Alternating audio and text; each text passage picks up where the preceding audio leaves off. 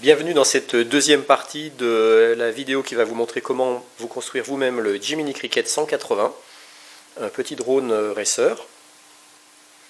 J'ai ouvert deux sachets que je vous avais montré dans la première vidéo qui contiennent tous ces éléments-là. On voit donc les parties en carbone avec les bras, les entretoises, des vis. Ici on va venir pouvoir souder tous nos fils pour l'alimentation du Jiminy. Toute la visserie, les rondelles, et puis des petites pièces aussi en plastique en imprimante 3D, ainsi que de la connectique. On retrouve ici donc, on avait les ESC, les moteurs et les hélices. J'ai rajouté les trois éléments qui me manquaient tout à l'heure, le récepteur radiocommande 2.4, l'émetteur vidéo 5.8 et une caméra. Je verrai s'il faut que j'en prenne une plus petite. Ainsi, on a vraiment ici tous les éléments qui sont rassemblés pour construire le Jiminy. Après, il ne manque plus qu'un accu pour pouvoir voler, mais l'accu n'est pas nécessaire à la construction. La toute première étape, ça va être de commencer à fixer les bras sur le châssis. Comment est-ce qu'on reconnaît le haut du châssis du bas du châssis?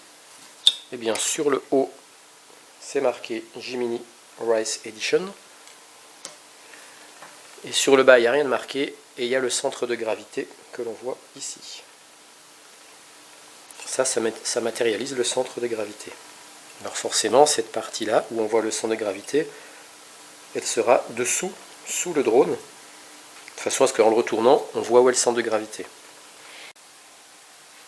Alors on va commencer le montage. Il nous faut 4 bras, 4 vis en inox, 4 écrous en inox, 4 rondelles nylon, et la plaque en carbone qui va être le dessus du drone, puisqu'on voit qu'ici il y a l'inscription, et en fait on va la retourner. On prend les 4 vis, donc déjà je vais le tourner comme ça pour mettre les vis.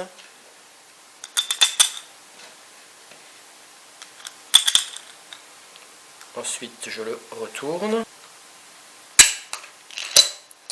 Voilà. Les bras, ils n'ont aucun sens. On peut les mettre comme ça ou comme ça, c'est pareil.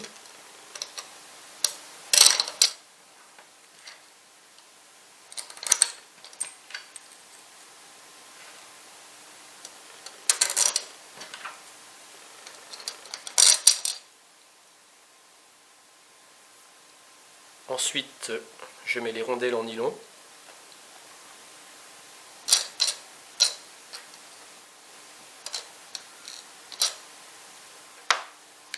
Ensuite, on va avoir besoin de ces deux pièces-là.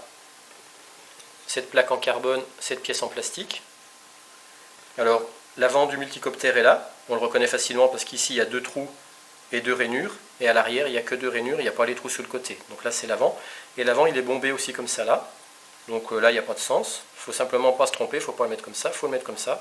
Et on peut mettre comme ça ou comme ça, c'est pas gênant.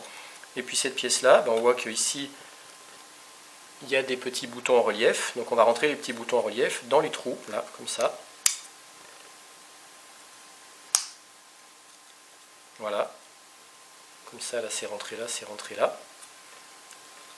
Et on vient la mettre comme ça, dans nos 4 vis.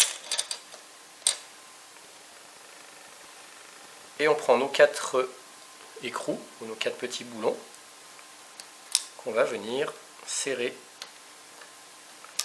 ici.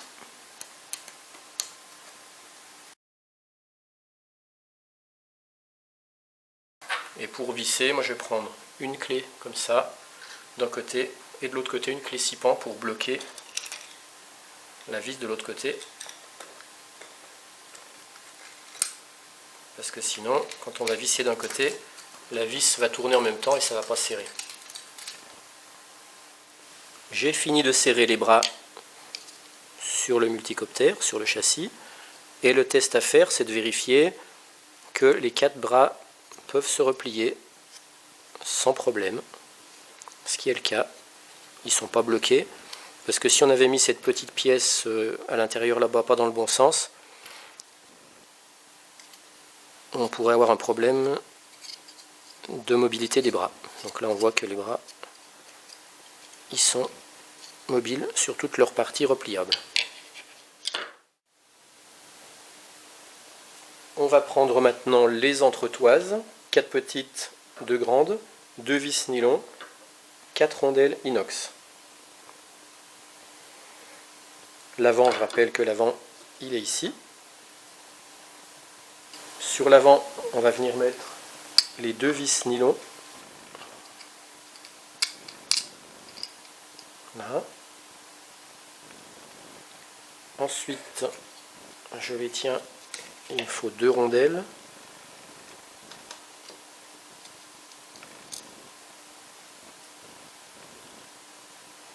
Et les 2 grandes entretoises. Vous voyez, c'est facile à reconnaître. Les 2 grandes, ce sont les 2 là. Et on va les visser.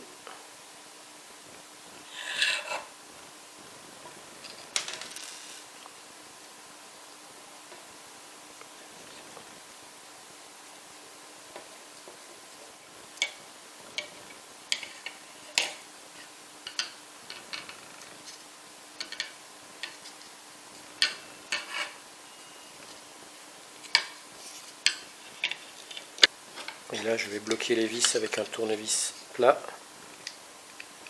pour pouvoir serrer encore un peu plus.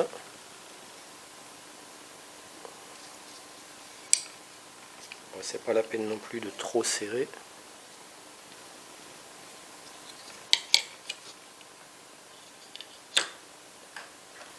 On met les rondelles à l'arrière.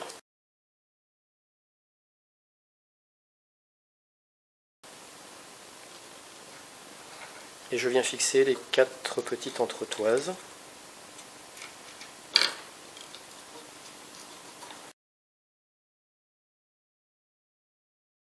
Voilà.